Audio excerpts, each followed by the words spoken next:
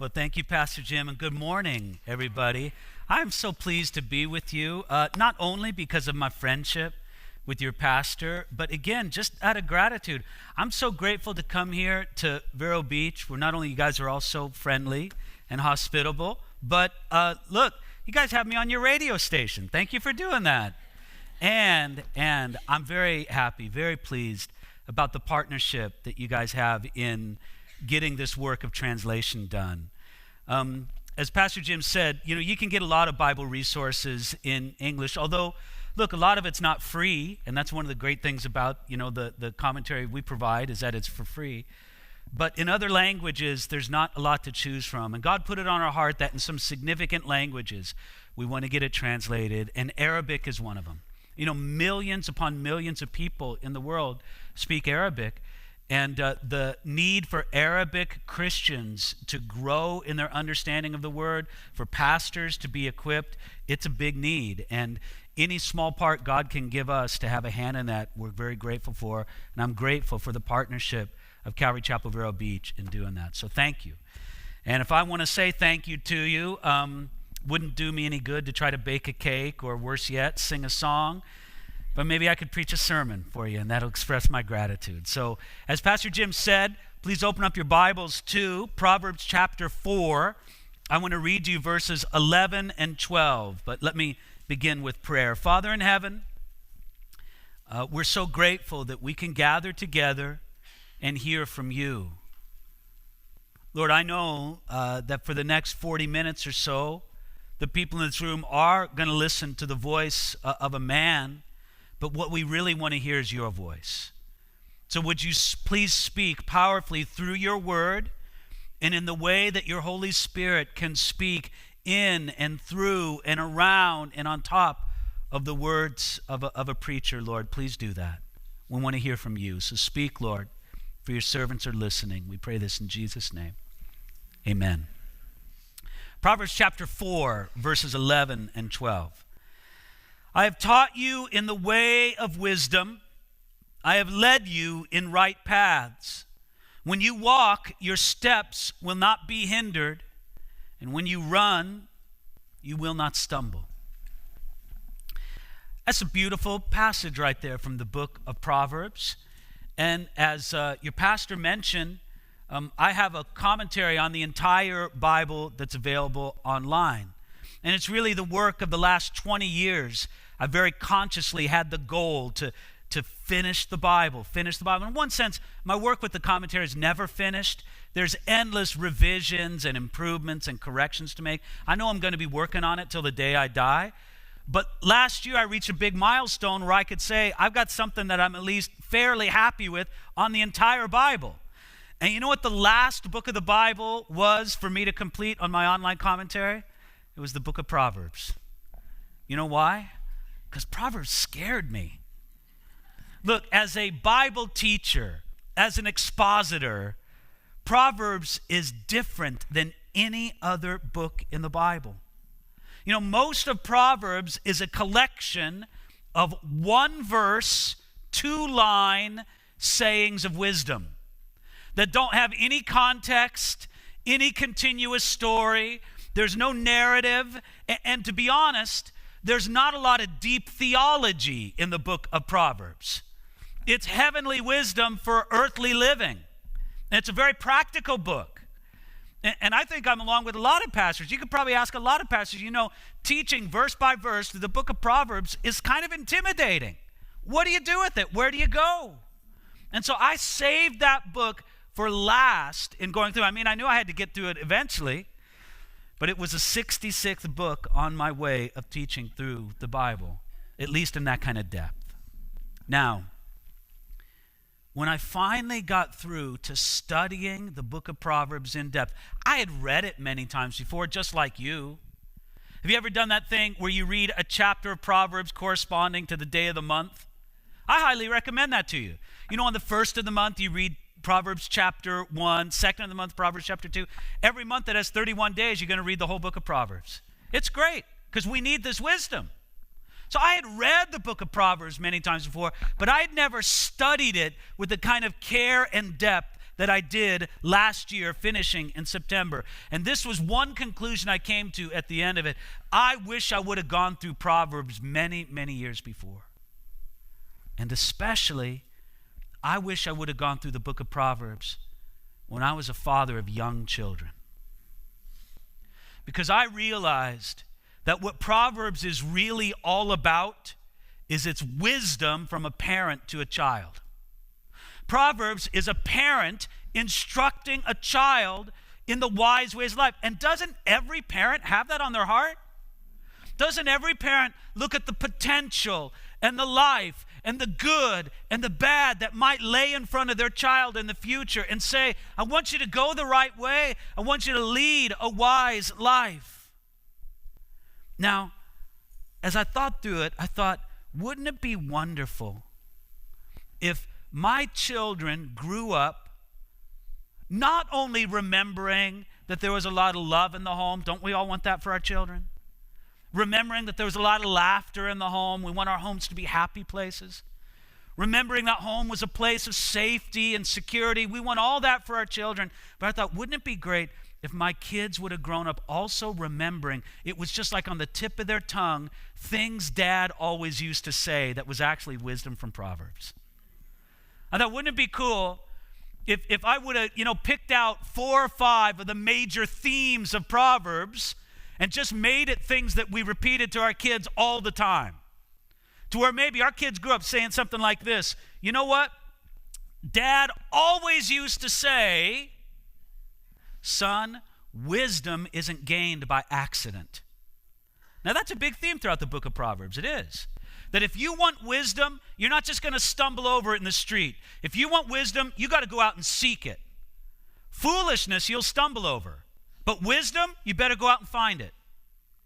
Or how about if the kids grew up saying this? Mom always used to tell us immorality is out to get you. That's another big theme in Proverbs. Because it's true, isn't it? Sometimes we think that immorality will only trip a person up if they're out seeking it. But that's not how it works. Immorality is out to get you. And you better have up fences and defenses against it, or you'll be tripped up. How about if the kids grew up saying something like this? If mom said it once, she said it 1,000 times. Laziness is a disgrace. That's another big theme in the book of Proverbs. Matter of fact, some of the most entertaining and picturesque Proverbs have that as its theme. But the one that hit me the most is the one I really want to talk to you about this morning.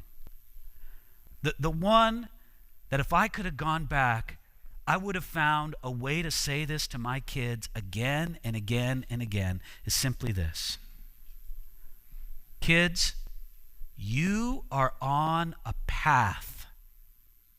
And the path of your life has a direction and a destination. Be mindful of your path. That idea of a path in life is very prominent throughout Proverbs. Look at the verses that I led you to in the beginning. Let's read those verses again. Proverbs chapter 4, verses 11 and 12. It starts out like this. I have taught you, again, this is Solomon speaking to his son. I have taught you in the way of wisdom. Son, I've given you a way of wisdom. It's up to you to walk in it, but you need to understand there's a path of wisdom that you need to walk. And you know what? Not everybody in this world walks the way of wisdom, do they? There's a lot of people who walk the path of folly. But no, son, I've taught you in the way of wisdom. I have led you in the right paths.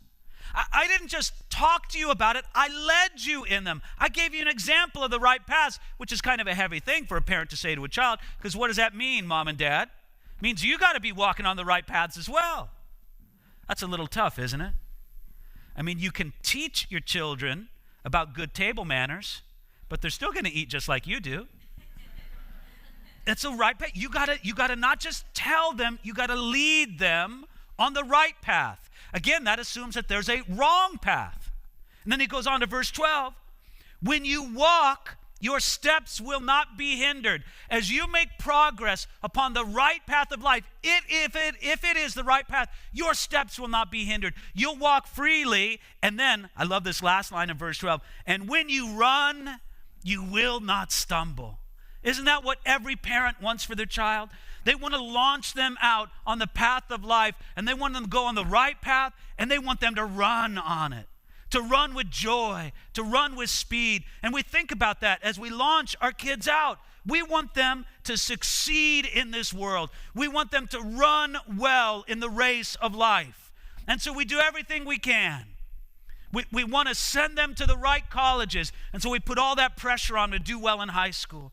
And we want them to be prepared and to do right and avoid these things and go this way. And we have it all. But listen, if we don't also work hard to impart God's wisdom to our children, they may set off running, but they're going to stumble along the way. That's why he says, I have led you in the right paths. So do you get the idea? Now, I almost apologize for this message. I don't apologize for it, but just kind of almost. Because it's so simple. Not that this is Calvary Chapel, Vero Beach. These people sit under the ministry of Pastor Jim Gallagher. These are biblically sophisticated people. You got to bring to them something more fancy and sophisticated than this. No, I understand. This is really basic. It's really simple. But if you're anything like me, sometimes it's the most basic and simple things that you overlook, that you need to be reminded of. And this is the truth right here. You are on a path, and that path has a destination. So look at the path that you're on. Look at the position you have on that path. Are you at the beginning of the path, the middle? Are you making your way towards the end? Look at your progress on the path. Are you crawling? Are you walking slow? Are you walking fast? Are you running? And then, maybe most importantly, look at the destination, the end of your path. This is the problem we have, is that people have a way of looking at their life in the moment, right now. You look at your life right now, and you say, hey, you know what? I'm not doing too badly. Everything must be okay. But how do you know that you're not just at an early place on a very bad path? You imagine the person canoeing down a river. And man, this is great. This is the most beautiful canoe trip ever. The sky's blue, the birds are singing, the forest is all around them, the river's moving nicely. Why, they hardly have to paddle as they make their way down in this canoe. It's the most wonderful day of canoeing ever until they come to the realization that a quarter mile down the way is Niagara Falls. Well, that's not such a beautiful, and you go, well, that's great until I hit the falls. Now, if you just judge it by the momentary position, you may say everything's fine. But what godly wisdom gives you the ability to do is to look down the road of the path you're on and say, I might be doing okay on the path I'm on right now, but look at the destruction at the end. Every pastor, everybody who's counseled people in crisis, they know what that's like. You know what it's like to sit across from somebody whose life is falling apart, and their eyes look at you through their tears. And maybe they can't articulate these words, but you can see it in their eyes. They say this, they say, Pastor, I never thought I would be in this place. I saw it happen to other people, but I never thought that my marriage would end in this kind of ruin. I never thought that my career would blow up the way that it has. I never thought that I'd be in this much trouble. I never thought that I'd be in this much trouble with the law. I never thought that I'd be caught in this kind of addiction. I mean, you can go on, but you get the principle. How does somebody go from what we would look like and say this is normal life to a place that they never imagined themselves being? I'll tell you how. They're on a path. And in the moment, their path is okay. But down the road is disaster. Now, how can we evaluate our present point and progress along the path? Well, I'll give you 3 suggestions. Number 1, you can draw a line from the past to the present. Let me just give you a way of illustration. I'm not trying to throw a guilt trip on you here this morning, but just as a way of illustration, you can say, all right, how about my prayer life? I'm going to look at my habits of prayer 2 years ago. I'll look at my habits of prayer now. I'll draw a line between them and see where the trend's going. And you say, according to the present trend, in 2 years, I'm going to be praying a negative amount of time, however that works. You know what I mean? You just look at the trend. You just look at the past, you look at the present, and you chart it through. That's the trend line of your life. That gives you some indication of the path that you're on. Here's a second way you can tell the path that you're on. Look around and see who your traveling companions are. Look, if your traveling companions are a bunch of people who look like they're destined for trouble, maybe that tells you a little something about the path you're on. If your traveling companions are good and strong and they're the kind of people, look, they're on the right path, well, that should encourage you along the way. And then a third way you can tell is you can actually ask for wisdom from people who have been further down the right path than you have ever gone. You know people like that in your life. I mean, they're older, they're wiser, they've walked with the Lord longer than you have. Why not sit down with them and talk to them about the path of your life and say, look, I just want to make sure I'm on track. Can you give me some wisdom along this way? Because this is the truth. You may wish to just freeze yourself in time at your present point, but that's not how a path works. It's not how a path works for bad or for good. When you are on a good trend line, things get strengthened along the way of the path. But when you're on a bad trend line, it can end in disaster. So the thought you indulge in now will be a practice of your life in 5 years. That's scary, isn't it? The sin that you dabble in today can be a hardened habit in just a couple of years. What you indulge in today can be an addiction in 4 or 5 years. You are on a path, and that path has a direction and a destination. Now, we can think of a lot of illustrations of this from our life, from people we know. One of my favorite places to find illustrations of biblical principles is from the Bible itself. So think about a few people in the Bible that were on a path. Think about Samson. You'd find his story in Judges chapter 13 through 16. Now, Samson started out as a man who was remarkably blessed and gifted by God. And God used him to do great things for Israel. Unbelievable things. You looked at Samson early in his life, can't miss. This guy's going to be one of the greatest guys of the Bible. But fairly early in his life, against his parents' wisdom, he married an ungodly woman, a Philistine woman. And then he continued down on that path, and he broke and disregarded, really disrespected the special vow he made with God. Samson lived under the vow of a Nazirite. And as part of that vow, you weren't supposed to go up to any dead body or carcass. Samson did it. You weren't supposed to eat or drink anything that came from the grapevine. No grapes, no wine. Samson did it. And then continuing further down that path, he connected up with that wicked, ungodly woman, Delilah. And at the end of it all, where's Samson? Samson, at the end of his story, he's captured, he's bound, and he's blinded. And if you went up and spoke to Samson in that moment and say, Samson, 5 years ago, did you ever imagine you'd be here? He'd say, never, never. Well, how did you get here? I went on a wrong path, and I just followed it down. Then I think about an example in a good way, because the power of a path can have a good effect in your life too. Think of a man like Abraham. You'd find his story in Genesis chapter 12 through 21. Think about the life of Abraham. And it says, summit peak of Abraham's life and faith in Genesis chapter 21. What was he willing to do?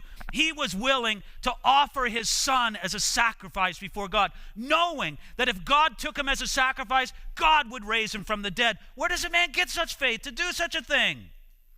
I need to point out, just because it's important to do so, God did not want Abraham's son Isaac as a sacrifice. Dramatically, God made that clear. God doesn't want human sacrifice. But what he did want is Abraham's willingness to surrender everything to God. And he was that willing. Where does a man get that kind of faith?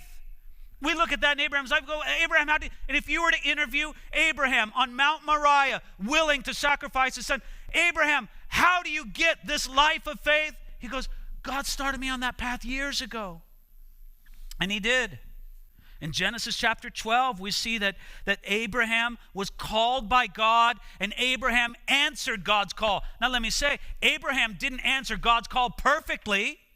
He did it in fits and starts, but he answered. And then he grew in faith, believing God's promises. And then he grew in faith, fighting God's battles. And then he grew in faith, trusting God's protection. Oh, make no mistake, there were fits and stops and problems along the way, no doubt about it. But he kept growing in faith, so much so that he received the promise of the son, Isaac. And every step along that path of faith in a good way led him to a destination where Abraham could do something in faith that you and I are amazed at. Again, it's the power of the path. But we often, and mainly because it's more dramatic to us, we see the power of the path to work in a negative way. I find this also illustrated in the Bible by the story of the prodigal son. You know that story from Luke chapter 15. Jesus told the story of a young man who grew up loved and protected in his father's house. But he all felt that it was a little too confining for him. So he took his inheritance from his father. He demanded it really, and he went his way. And it was all great for a while. But what was he? He was like the man canoeing on the river and not seeing the great waterfall off in the future. It was great for a while, but in the end, all the inheritance was wasted. And then something unexpected happened. A famine in the land. And where did he end up? He ended up feeding pigs and wanting their food. Do you remember that from the story of the prodigal son? He's feeding pigs and he's thinking, man, would I love what these pigs get to eat? Can we agree that's at a pretty low place to be? And how did he get there? Again, if you were to interview the prodigal son at that moment, say, 5 years ago, did you think you'd be in this place? He'd look at you with a tear in his eye and he'd say, I never thought I would end up here. But I went on a bad path. Now, I've given you 3 Bible stories that illustrate that principle. Samson, Abraham, prodigal son. But I don't even know if I needed to give those Bible stories to you. Because you know those stories, both from your own life and people you know about. You know these stories because everybody knows them. Everybody knows some story about the good kid from a good home who ends up dropping out and going nowhere. Why? Because he launched out on a bad path and didn't have the wisdom to get off. Everybody knows the story of some housewife whose social drinking turns into bottle after bottle until she's an alcoholic. Do you ever think she planned for that? Does anybody think she signed up for that on career day? But what was it? She started on a path and it led her in a place she didn't want to go. We all know the story of some businessman who starts cheating and lying to get a little more, to get a little edge over the competition. And now he has to do it all the time, and he lives under this shadow, under this dark cloud of wondering when the whole house of cards is going to collapse. And we know the story of the guy who can't go half a day without looking at porn. Or worse yet, he can't go half an hour without those images flooding his brain. Do you think he planned for it to be that way? No. No, nobody ever plans to end up in such places. But that's how it works. That's why this idea is repeated many, many times in Proverbs. Let me read to you now several verses from the book of Proverbs that just illustrate the strength of this principle. I want to show you that this isn't just an isolated idea, but it's woven as a theme throughout the book. For example, Proverbs chapter 1, verses 15 and 16 says this: My son, do not walk in the way with them. Keep your foot from their path, for their feet run to evil, and they make haste to shed blood. What do you see? He's saying, son, look at those people on the wrong path. Don't be like them. They're going to end up in a violent, terrible place.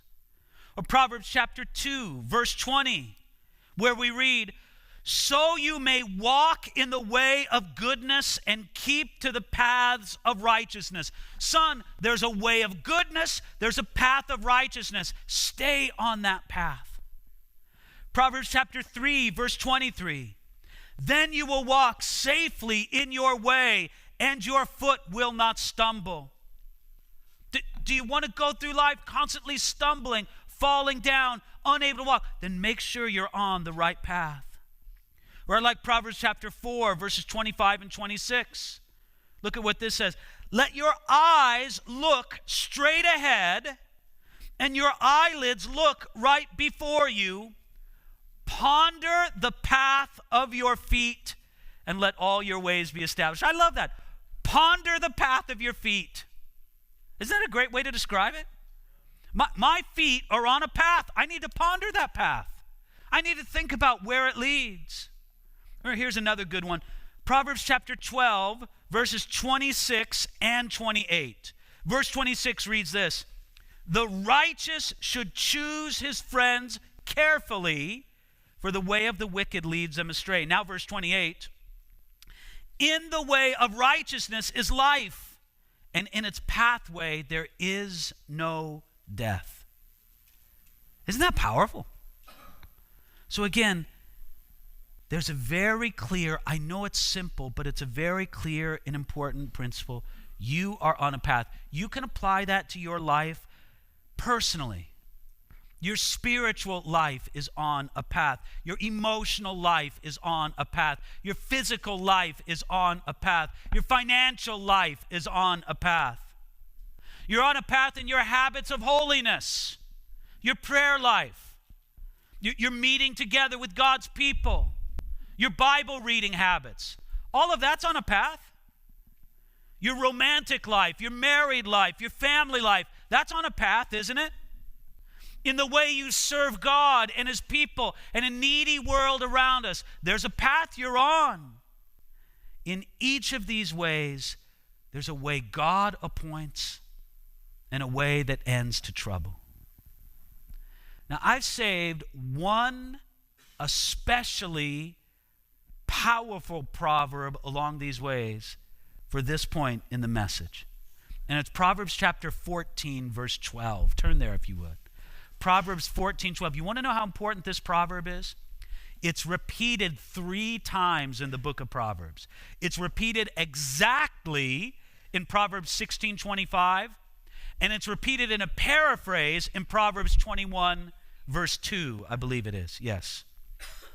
Here's Proverbs 14:12, the one that's so important, it's repeated 3 times. Ready?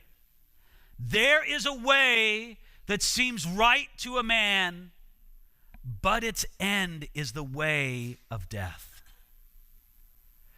Now, since we've been in Proverbs a lot this morning, the idea of a way, that's very familiar to us. But do you see what this is saying? This is actually staggering. This says that I can be on a path of my life and it seems right to me. But what's the end of it? Death. This says that when I judge the path of my life, I can't depend on my feelings. I can't depend on what seems right to me. And what an important proverb in our day and age. Because look, I know that there's people in this world who know they're on the wrong path, but they don't care. Maybe some of you used to be people like that. You know, I met those they're the kind of people that say, yeah, I want to go to hell. I'm going to party there with my friends. And it's like, oh, I mean, how sad, how foolish, how mistaken about the true nature of both this life and eternity. But again, that's the attitude. Yeah, I know I'm on the wrong path. I don't care. But I don't think that's the majority of lost people in the world today. I think the majority of lost people in the world today are covered by Proverbs 14:12. They follow a path that seems right to them. It feels okay. They say, well, look, I think I'm okay with God. I never killed nobody. I guess I'm all right. Feels okay to me. I don't see any warning bells going off. And they just go by what seems right or what feels right. This proverb tells us that the way that feels right or seems right to you may lead to death eternally. Now, if we think about that carefully, it's very upsetting. Because you're saying, Pastor David, you're telling me that I can't trust my feelings? I can't trust what seems right to me? Then what can I trust for knowing that I'm on the right path? And all I can say is, if only God would have written it down for us in a book. If only he would have given it to us in some way that can rule over what seems right or feels right to me. And isn't that what we have to come back to? We have to come back to this truth, that no matter what seems right to me, this book is more true than what seems right to me. This book is more true than what feels right to me. When this book tells me I'm wrong, you know what? I'm wrong. Even if I feel that I'm right. And this is what we have to understand. That God has given us something objective, something greater than what seems right, something greater than what feels right. Because that way the way of feeling or seeming, might just lead us to death. So friends, it's a very simple way to apply this. We understand that not every path has a good direction and destination. We understand that we have a choice regarding our path, don't we? I mean, if we had no choice, if we were just like robots on some pre-programmed path and we had no choice about, why would God even speak to us about it? Wouldn't there then just be Proverbs that say, well, you're on a path and tough luck? But we don't see that kind of speaking in the Proverbs. No, there's the challenge to us. And we have these relevant questions to ask about the place we're on, the path we're on, the progress we're on, and all the rest of it. I can assure you of this. The devil does not want you to think about the path that you're on. He does not. He wants you to use the figure of the guy in the canoe on the river to just admire the scenery and enjoy the flow of the river and not think for a moment what's down the road or the river. No, but God's wisdom says, take a look. Now, let me speak to you, I think, an important, relevant passage from Psalm 119. Just 2 verses from that psalm. Verses 59 and 60 of Psalm 119. I think it's very relevant to this idea. Psalm 119, verses 59 and 60. Ready? It says this. I thought about my ways and turned my feet to your testimony. I made haste and did not delay to keep your commandments. Isn't that a beautiful connection with this theme of the path through the book of Proverbs?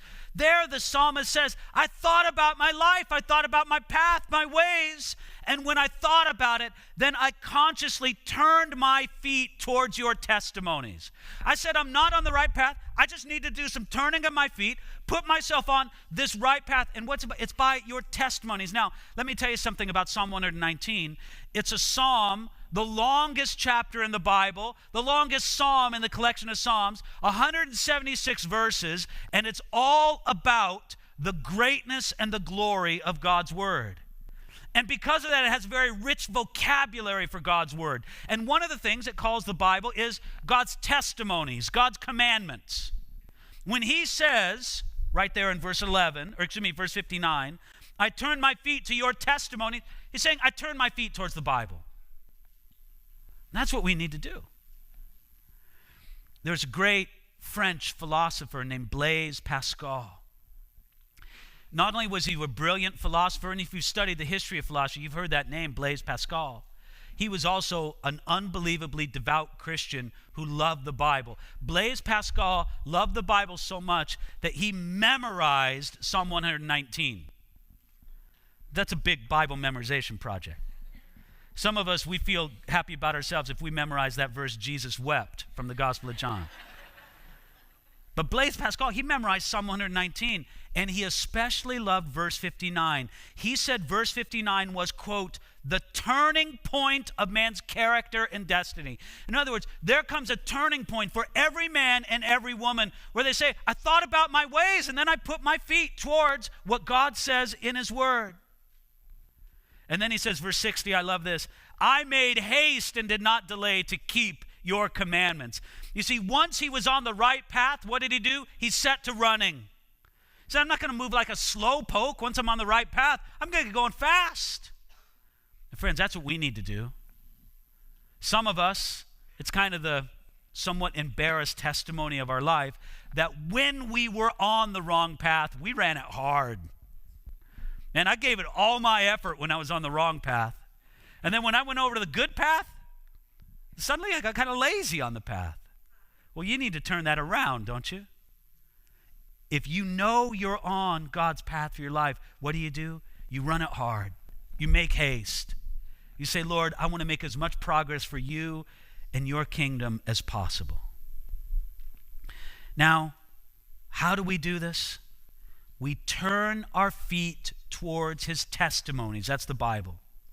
We give our obedience to his commandments. That's the Bible. And then we will not fall into the trap of Proverbs 14:12, of going the way that seems right to a man, but its end is the way of death. All right, one last verse for you. I'm bringing this in for landing, and this is a real ending. It's not the preacher's ending, where you say in conclusion, but you go another 15 minutes. Preachers are famous for that. It's just what we do. But no, this is really, really the end here. I saved this for last because if there's any last thing I want you to remember, if there's anything I want ringing in your mind from this, it's this from John chapter 14, verse 6. Jesus said something very famous about the way. Do you remember that verse? I know they put it up on the screen, but a lot of you people, you could finish it if I just started. That Jesus answered and said to him, I am the way, the truth, and the life. No one comes to the Father except through me. Isn't that beautiful what Jesus said? Because look, we can overcomplicate this thing about the path of our life and the way we should go. Jesus made it very simple for us. And here's the simplicity. I am the way. You draw close to Jesus and you're on the right path. Isn't that beautiful? And I love how Jesus put that. He didn't say, I know the way, although Jesus knows the way. Jesus didn't say, I'm your guide and companion along the way, even though he is our guide and companion along the way. Jesus said something greater than that. He said that he himself is the way. Jesus, you are the way. You provide the way for me to walk the right path and to truly meet with God. That's what we need to remember. You see, the right path isn't fundamentally becoming more religious. It isn't keeping a new list of rules. The right path isn't even turning over a new leaf. The right path fundamentally is Jesus. And he will lead you into his spiritual life, his guidelines for your life. But it's all about Jesus, who is the way, the truth, and the life. So Jesus is the path. And you should be able to see Jesus. Well, think about that trend line we talked about before. In the past, you should be able to see Jesus in your life. Even when you didn't know him, he knew you. And he cared about you. Jesus, I see you in my past. I see you in my present. I draw a line from that, and I see that you're going to be with me to the end of the age, just like you promised. Jesus, you are the way, the truth, and the life. And you are my perfect companion and guide along the way. Thank you, Jesus, for being the way.